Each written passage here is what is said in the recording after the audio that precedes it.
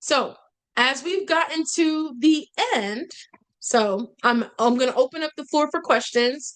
What I want you guys to know is like for us, this is not the end of our work. This is not the end of our work together because I'm gonna see y'all again.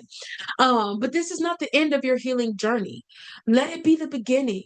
Whether you've already started and you're talking to a therapist, you've been considering it and you just weren't sure, or you know what, you didn't even know that it was possible for you. Let this be the beginning of your healing journey because what once was something that was unspeakable, what once was information that we were ashamed of, scared to admit out loud, fearful of judgment, now becomes us being aware of what's happening in our body, us exploring our voice and our voice through what's being communicated through our system, understanding that healing is not just here, it's here. That whatever it is that you need, that you understand that you deserve to heal. So now I'll shut up and I will open up the floor for you guys to ask questions.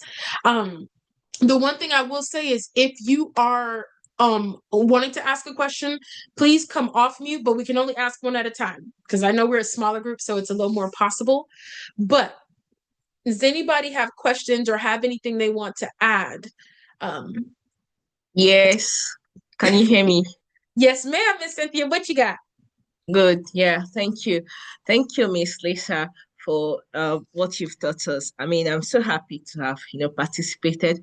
I also made note of the book you recommended, the one you said the brain, sorry. No, the The body. body keeps score. Yeah, right. Yeah, I'm going to get it on Kobo. I saw it on Kobo. I'm going to get it. So I want to ask you a question. You said that we shouldn't only go to the pastor, that we could go to other places to get enriched. I mean, full healing. That was all you said, right? Please, can you Yes. explain better? Can you explain more? Yes. So the reason I said pastor, but it doesn't have to be just pastor. It might be pastor, priest, the village medicine man, the doctor, hopefully no one does juju. If you do, please don't do it on me. But anything, just saying. Yeah. Put that precursor out there. Don't come for me, oh, they praying for me. But healing is everywhere. What I tell people is that you can talk to a pastor to pray for you because you feel like something is wrong. But you also need to be aware that it's not just a spiritual matter. Maybe you do need to talk to somebody, as in a therapist. Maybe you do need to sit with yourself and understand what's coming up in your body, and then it gives you awareness of, am I under spiritual attack? Or am I stressed out? And now my body's like, look, if you don't slow down, we're going to have a heart attack in a few days. Like, we need you to calm down so that we can actually rest, we can reset. And I'm saying this for Nigerian people in particular because the conditions of the country are so stressful that everybody's under a lot of pressure, whether it's intended or not intended. Everyone's under a lot of pressure. So, in the aspect of healing, I know that it may not be possible to find the money to go pay for a therapist.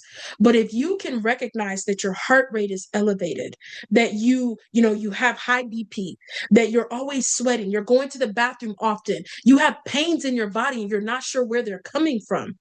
If you slow down long enough to just sit with your system, like the exercise we did at the very beginning, you will notice that some of these things that you're experiencing physically are because of what your brain is trying to process mentally.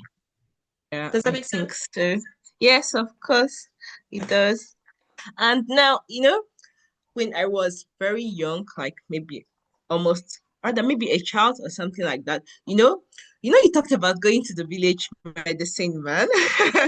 So let's say I was taken to, let's say the village medicine man, but not in our own village. So, I felt so bad going there. In fact, like I felt traumatized. Mm. So from what you're saying now, thinking about it, I think I no longer feel so bad, having gone to that place because I think it's also part of healing. Even though I felt like, I mean, at a point in time, I had to tell myself that let's just say my sickness was addressed culturally. Do you understand? So that's what I've been telling myself. And now hearing it from your mouth, your point of view, I think, I mean, it wasn't so bad after all. So I'm gonna throw this out to you. The one thing that I have learned to tell people is that no one can dictate to you the good or the bad about your own experience. We are not Mm, your judge.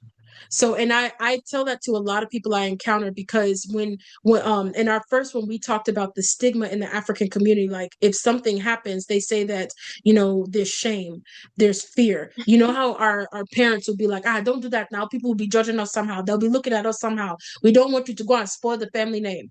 That's what they're thinking of.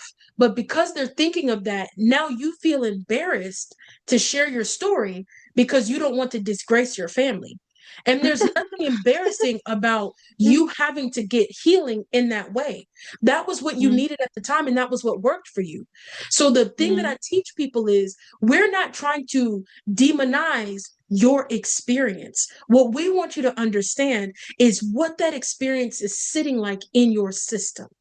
So if the experience left you feeling uncomfortable, uncertain, it left you with fear, it left you with shame, in the therapy space, work through those feelings of shame. Work through those feelings of fear, because those things are what create the physical responses that we have. The whatever happened with the village medicine man, you can't undo it. It's already done, right? Like if you yeah. remember it or don't remember it. What's done is done. Yeah. But what we don't Yeah. want is, because it happened and we haven't healed, all the stuff that's attached to it. Now, when we want to have a relationship, we want to get a job, we're going through life, everything is 10 times more stressful. Everything feels like it's too much. And it's not even because it's too much, it's because we have other stuff that's attached that's also responding to these things.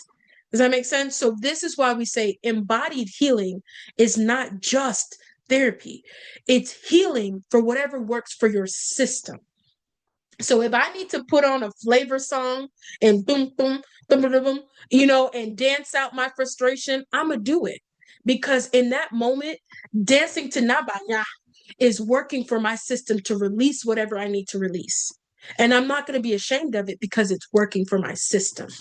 Does that make sense? The only time I tell people that it's a no go is when you're like, oh, you have to kill somebody or hurt somebody. I do not believe that hurting someone else leads to your own healing.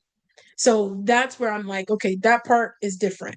But if that worked for you and you're not ashamed of it, don't be ashamed of it because it served its purpose.